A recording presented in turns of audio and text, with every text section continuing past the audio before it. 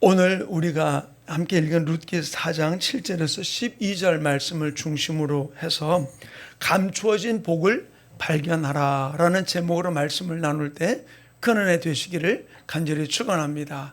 감추어진 복.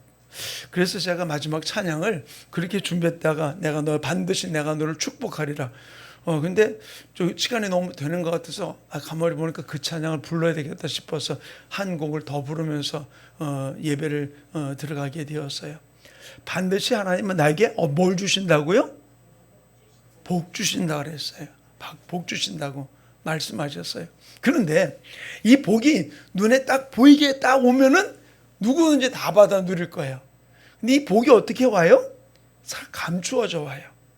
이제 감추어진 복을 발견하는 사람은 진짜 로또 이상의 복을 받는 거고, 근데 그걸 발견하지 못하면은 멀쩡히 자기한테 굴러 들어왔는데도 어떻게 해요? 그냥 흘러보내는 결과를 가져오게 돼요. 오늘 본문을 통해서 이 부분들을 우리 성도들이 이제 내게 온 복이 무엇인지를 발견하고 내 것으로 품는 우리 성도들 되기를 간절히 축원합니다. 룻기를 읽으면서 특별히 룻기 4장에서 아주 안타까운 한 사람을 발견하게 돼요. 그래서 그 사람을 좀 보면서 오늘 말씀을 준비하게 되었는데, 저는 우리 충만교회 모든 성도들이 감추어진 복을 다 발견하고 누리는 아름다운 주인공 되시기를 간절히 축원합니다. 오늘 룻기 4장에 나오는 그 보아스라고 하는 사람, 근데 보아스보다 더 가까이 기업 물을 자가 있었는데 그 사람은 이름도 알려지지 않았어요. 근데 그에게 네가 기업을 물으라 그러니까 기업을 물으겠다고 그랬어요. 왜 그러느냐? 그 룻을 자기 아내로 맞이하면은 어떻게 됩니까? 그 나오미의 집안의 모든 재산을 다 그가 받게 되는 거예요. 그래서 물으겠다고 그랬어요. 자, 그랬는데 룻이 보아스는 그 사람이 뭐라고 얘기했는지, 자, 우리 4장 4절 말씀을 좀 다시 한번 읽어볼까요? 우리 본문 전에 있는 9절이지만은 4절 말씀을 같이 읽어봅시다. 시작.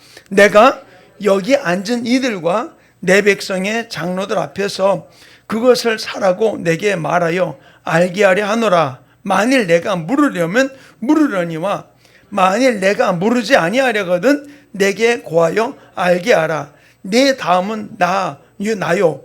그 외에는 물을 자가 없느니라 하니 그가 이르되 내가 물으리라 하였나이다. 자, 여기까지는 좋았어요. 내가 그 기업 물겠다. 룻을 아내로 맞이해서 내가 그 나오미의 기업을 묻겠다라고 이야기를 해주고 있는 것이죠. 기업 물을 자가 그밖에 없다 그러니까. 근데 보아스는 그에게 그 다음에 무슨 이야기를 하나 해주고 있느냐? 자, 우리 5절 말씀 또 읽어봅시다. 5절 함께 읽습니다. 시작. 보아스가 이르되 내가 나오미의 손에서 그 밭을 사는 날에 곧 죽은 자의 아내 모압 여인 룻에게서 사서 그 죽은 자의 기업을 그의 이름으로 세워야 할지니라.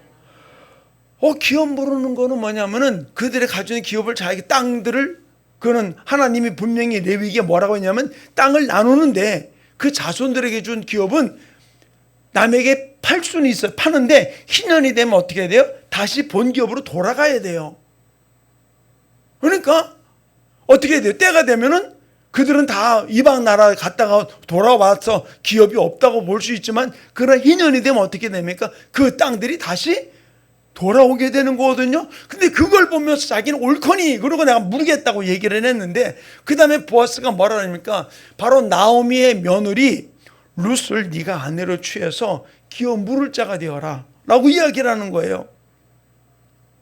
그래서 그 후손을 죽었던 그 아들들의 이름으로, 이제 그 아들을 낳으면, 자식을 낳으면 기업을 물려줘야 된다라고 이야기를 하는 것이죠. 그러니까 가만히 생각하니까 자기에게 손해가 될 것 같아. 그러니까 그 사람이 뭐라고 얘기합니까? 자, 6절 말씀 같이 읽어봅시다. 시작. 그 기업 물을 자가 이르되 나는 내 기업에 손해가 있을까 하여 나를 위하여 물으지 못하나니 내가 물을 것을 내가 물으라. 나는 물으지 못하겠노라. 그러고는 기업을 안 물으겠다고 이야기해요. 자, 근데 가만히 봐요. 지금 당장 뭐가 와요? 그 나오미의 집안에 있던 그 엘리멜렉의 모든 재산들, 땅, 부동산이 다 자기 온다고 생각해가지고서 그거를 얼른 받겠다고 그러는데, 근데 가만히 보니까 그가 룻을 취해서 자식을 낳으면 어떻게 돼요? 심지어 그거는 그 받았다고 생각 그거를 다 줘야 되는 거예요. 다 줘야 되는 거예요. 그럼 어떻게 돼? 자기는 이득이 하나도 없는 거예요. 그러니까 안 물으겠다는 거거든요. 그러니까 이거를 주석에서는 뭐를 이야기해 주고 있느냐? 잘 보세요.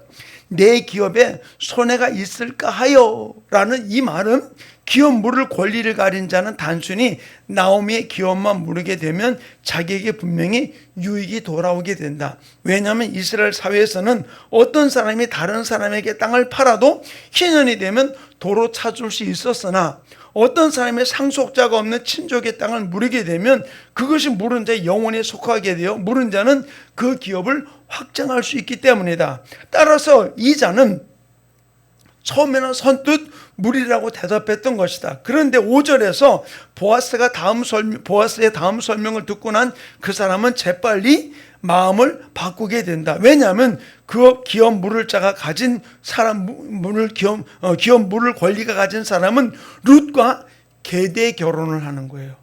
왜? 큰아들이 자식 없이 죽으면은 며느리가 둘째 아들에게 들어가요. 둘째 아들에게도 자식 없이 죽으면 셋째 아들에게 넘어가서 기업 계대 무릎이라는 게 있거든요. 근데 집안 형제만이 아니라 그 친족들 가운데서도 그 일을 해주는 일이 있는 거예요. 그렇게 해야 되는 부분들이 있어요. 왜? 그 집안의 씨를 끊어지지 않게 하기 위해서.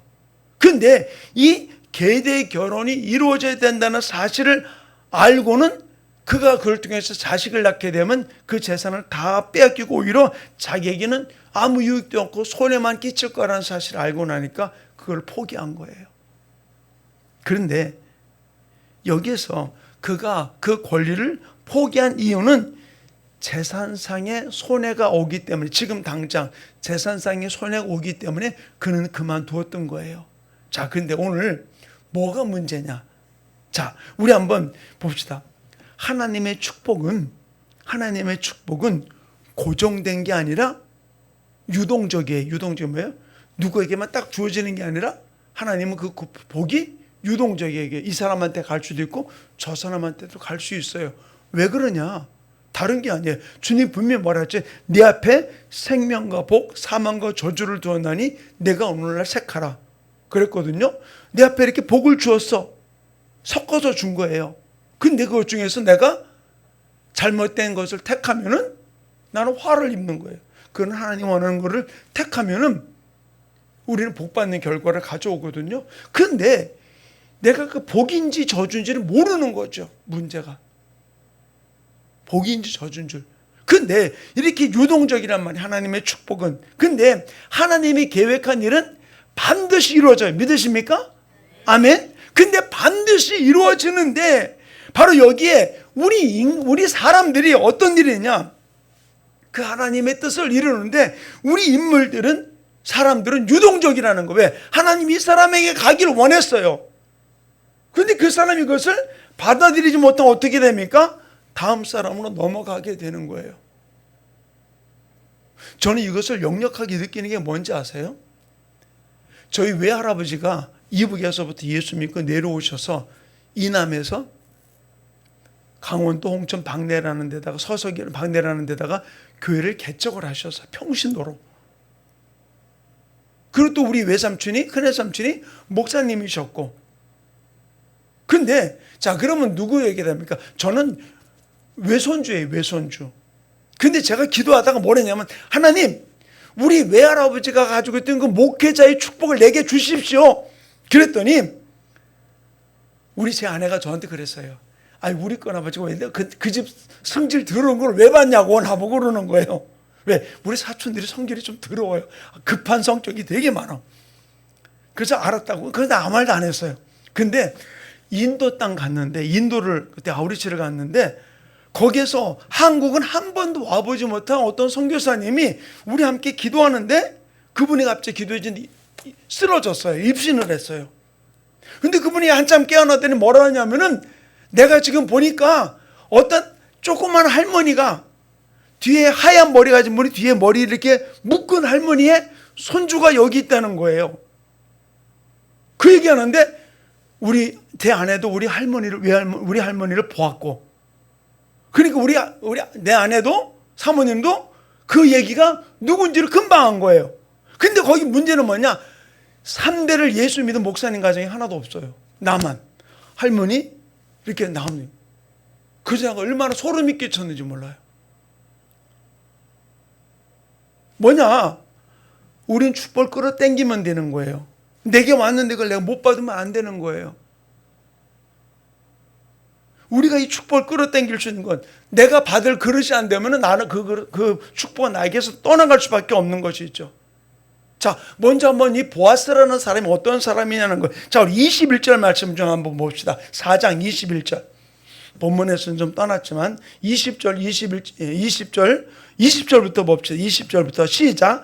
아미나답은 나손을 낳고, 나손은 살몬을 낳고, 살몬은 보아스를 낳았고, 보아스는 오벳을 낳았고, 그랬죠. 자, 그 다음에 오벳은 이새를 낳고, 이새는 다윗을 낳았더라. 자, 다윗이 누군지 알아요?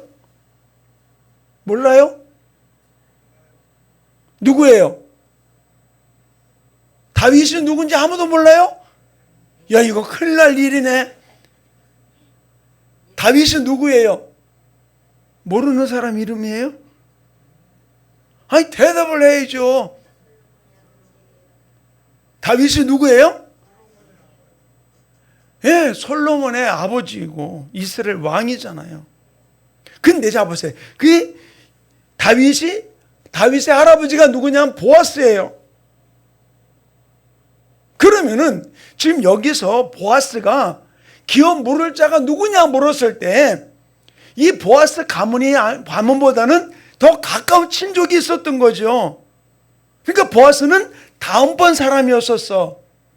근데 그 기업 물을 자에게 너부터 기업을 물으라. 네가 가깝다. 그 다음에 나다 그랬잖아요.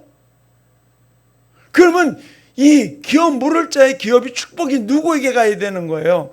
이름 없던 그 사람에게 가야 되는데 그 사람이 당장 어떻게 했어요? 내 눈앞에 보이는 이 일을 손해보지 않으려고 그 일을 거부했던 것이죠.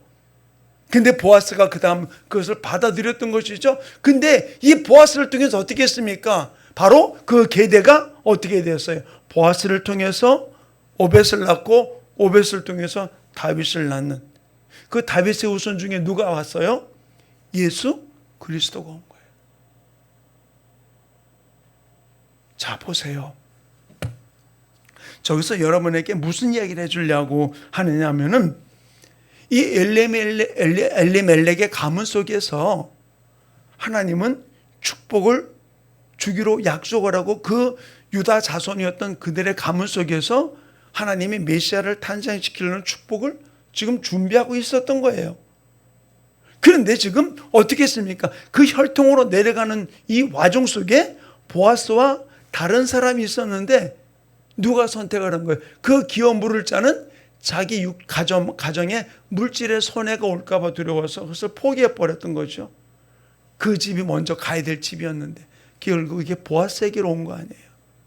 하나님은 지금도 이 땅에 하나님의 축복 줄 자를 찾고 계세요. 그 축복의 주인공이 누가 되어야 될까요? 여러분 되기 원하세요? 아멘. 그러므로 두 손 들고 아멘. 받고 싶지 않은 사람 있는가 보네. 서윤이는 자냐? 자서 손을 못 들은 거예요? 자, 복 받기 원하시죠? 근데 지금도 하나님이 복 줄 자를 찾고 계세요. 복 줄 자를 찾고 계시는데 그 복 줄 자는 어떤 사람이냐는 거예요. 당장 내 눈앞에 보이는 유익만을 바라보는 사람은 포기할 수밖에 없어요. 지금 당장 물질에 손해가 오고 내게 어려움이 있고 문제가 되니까. 그러나 그것을 뛰어넘어서 하나님의 일을 바라보는 사람, 우리의 눈을 들어 시선을 주님을 바라볼 때 우리는 주님의 일을 보겠다는 아까 찬양을 같이 고백을 했잖아요. 내 눈이 무엇을 바라보냐는 거예요. 내게 혹시 시간적인 손해가 있고 또는 물질적인 손해가 있고 여러 가지 환경의 손해가 있다 할지라도 하나님이 원하는 것을 붙들을 줄 아는 우리 충만교회 성도들 되기를 간절히 축원합니다. 그래서 하나님은 구약의 이런 모습을만으로 끝나는 것이 아니라 신약을 사는 우리들에게 이렇게 이야기를 해줬어. 왜 이것을 우리의 권리가 무엇이냐는 거예요. 자, 베드로전서 2장 9절부터 10절에 이렇게 기록해 놓고 있어요. 자, 한번 찾아볼 거예요. 베드로전서 2장 9절 10절. 베드로전서 2장 9절 10절. 다 찾으셨습니까? 베드로전서 2장 9절 10절 찾았습니까? 자, 우리 찾아서 한 목소리 읽겠습니다. 시작. 그러나 너희는 택하신 족속이요 왕같은 제사장들이요 거룩한 나라요 그의 소유된 백성이니. 자, 다시 한번. 너희는 누구예요? 너희가 누구예요? 아니, 너희가 누구냐고. 아니, 너희가 누구냐고. 너희가. 나는, 너희 나를 얘기하는 거예요. 너희는, 석준이는 누구예요? 나는. 다시 한번 읽어봅시다. 자기 이름을 집어넣으면서 너희는 말해. 시작. 기환이는, 다시 한번. 내가 마이크에다 대고 하니까 내 이름만 들리는 것 같아. 자, 자기 이름을 크게 너희는에다가 시작. 택하신 족속이요 왕같은 제사장들이요 거룩한 나라요 그의 소유된 백성이니. 아멘. 하나님이 나를 뭐라고 얘기했다고요? 너는 택한 족속이다, 왕같은 제사장이다, 거룩한 나라고 하나님의 소유된 백성이다. 그렇기 때문에 나는 복받을 사람이에요. 아멘. 이 숨겨진 복이 내게 있는데 이거를 당장 내가 하나님을 따라가면서 왕같은 제사장 된 내가 왕의 모습으로 살아가는 것이 아니라 지질하게 살아가고 있다면 우리는 어떻게 되겠어요? 그 복을 받을 수 있을까요? 못 받아요. 당당하게 우리는 왕같은 제사장이요 거룩한 백성이요 하나님의 소유된 백성으로서 당당하게 주님 앞에 나아갈 때 어떤 일이 벌어지냐. 자, 우리 10절 말씀 봅시다. 베드로전서 2장 10절 시작. 너희가 전에는 백성이 아니더니 이제는 하나님의 백성이요 또 전에는 긍휼을 얻지 못하더니 뭐라고? 이제는 긍휼을 얻은 자다. 이제는 하나님의 백성. 이전에는 내가 몰랐을 때는 하나님의 백성이 아니었지만 지금은 너는 하나님의 백성이요 너는 긍휼을 얻는 자다라고 이야기해 주고 있는 거예요. 그렇기 때문에 우리가 여기서 알아야 될 일이 바로 무엇입니까? 나는 축복받을 복받을 자격이 있는 사람이에요. 자, 따라합시다. 나는 하나님의 복받을 자격이 있는 사람이다. 아멘. 나는 하나님의 복받을 자격이 있는 사람이에요. 자, 따라합시다. 내 안에 찌질한 거는 떠나갈지어다. 아멘.